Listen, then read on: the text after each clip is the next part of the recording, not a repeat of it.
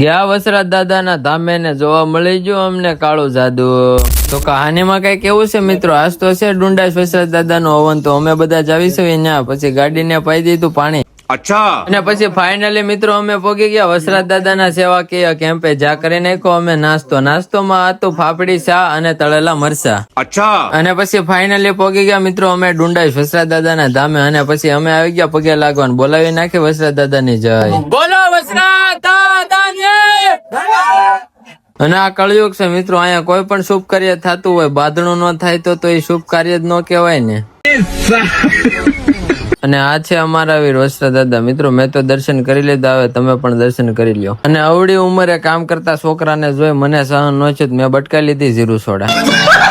પછી અમે લઈ લીધા 45 લાખના 2 ટ્રક, કારણ કે હવે કાયદેસર કરવાના છે 2 નંબરના ધંધા.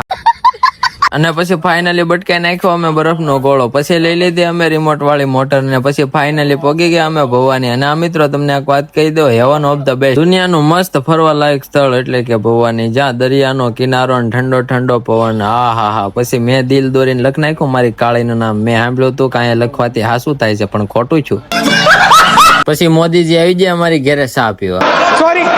પછી હું વયો જો દરિયામાં નાવા, પણ ટાઢું પાણી લાગ્યું પાછું આવી ગયું. તો તમને જો વ્લોગમાં મજા આવી તો હવે મળશું આપણે પાછા ઓલા જન્મમાં. ખતમ.